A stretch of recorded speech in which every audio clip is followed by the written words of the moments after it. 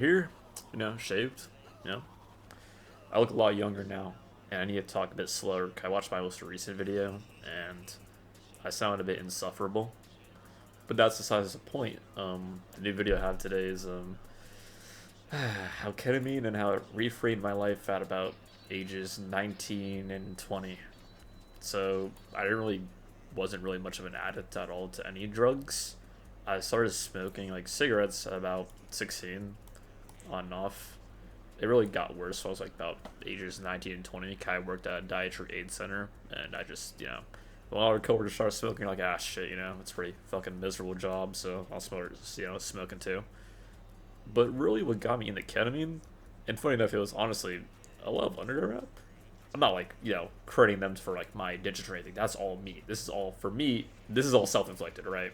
I'm not gonna, blame them for everything, but it definitely made me curious, to say the least. I mean, it's unique how songs from like, I don't know, the one I'm playing right now in the background was songs I would play when I was fucking off my knocker, just on cat, just doing lines and just doing fuck all my life.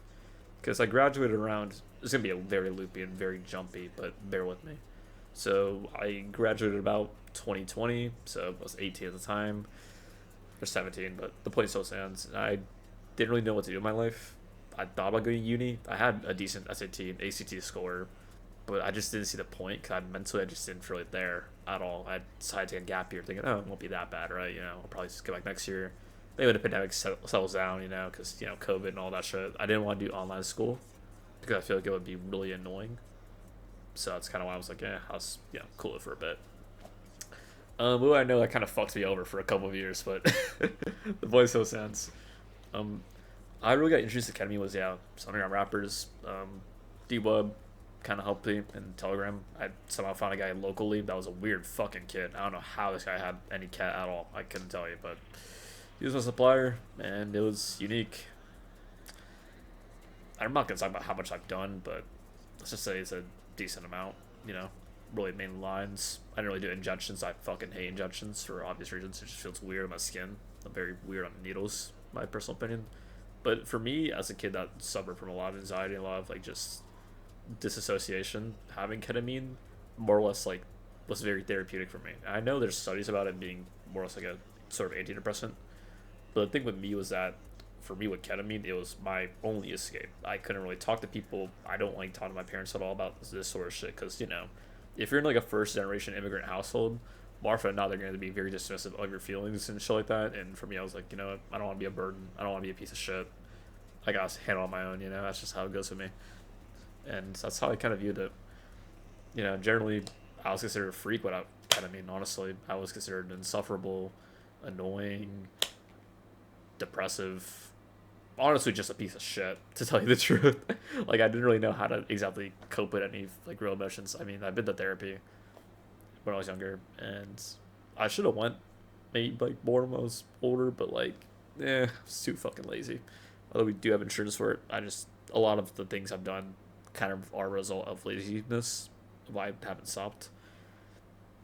And what really made it like more shocking was ketamine for me was actually a gateway onto a lot of other drugs. Honestly, mainly I don't really like weed. Honestly, weed I tried like when I was like 17.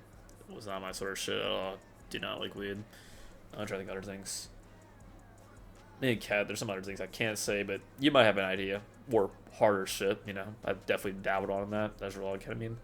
I think I sort of thought that like things could maybe get better, but for me, ketamine was actually the best one. Like for me, for sorts of like substances that I really abused a fuck ton of. I don't like coke. When I did coke, when I was younger. It was miserable. I'm completely clean now, for reference. Thankfully, but the point still stands. I think substance abuse is one of those things where it's very harmful, and it really starts a life of hedonism. I would go on fucking Tinder, Hinge, Bumble, literally any sort of dating app you could think of, and I just fucking did. The amount of women I talk to is fucking heinous, man. I regret every single thing of it to this day. I don't feel happy about it. Honestly, I feel fucking disgraceful, and I don't ever feel clean about myself at all. And it really took a shot to my self confidence and who I was as a person. I didn't know what the fuck to believe, honestly. This sort of like loop of hedonism, working a dead end job, not going to school, not having many friends, and the few friends I do have feel my addiction, and of what hedonism, sex, fucking drugs, right? And then just having a very weird family that doesn't really understand you. That all kind of, you know, fucking combines in some horrible situation where I don't know what the fuck I'm doing in my life. I mean, financially, I'm fucked. I mean, normally when you're in the gap year, right, you're like, oh shit, I can save some money, you know, be good. I blew all that shit on fucking drugs, bro. I can't even lie with you, man. It's absurd how fucking ridiculous it was, and I still feel guilty about it. And I just kind of feel myself like being super reliant on it.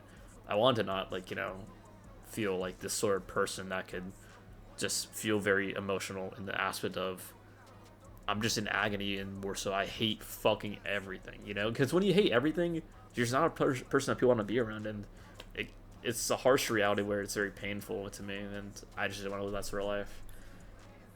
When you have this sort of dissociations about lack of ketamine or anything like that, or any sort of substance for that matter, even nicotine for me, because I'm about nearly 2 months off Nick, and it's been a rough one, but I'm alright.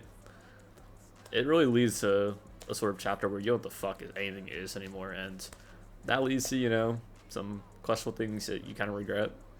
Definitely did some choices that I don't feel like comfortable about talking about, but I'm here, and I'm pretty happy. All considered, it could be a lot worse. I'm probably talking really fucking quick, but that's sort of my little talk on ketamine and my sort of framework. The main sort of takeaway from this is that I don't think it's inherently wrong to try substances, but you should definitely have like a key limit, or someone should at least look up on you on, you know, how you feel these sort of things. I feel like if I had someone that could actually, like, you know, intervene, I could have been if someone really didn't intervene. Honestly, how I even got out of this was pure luck. I probably could have been a victim, and I probably could have been, you know, not here. So it's definitely something to say the least. I don't know. I'm laughing. I shouldn't laugh at any of this, but it's something we can really talk about this comfortably, right? So it's hard, it really is. But I'm better now, and at the end of the day ends.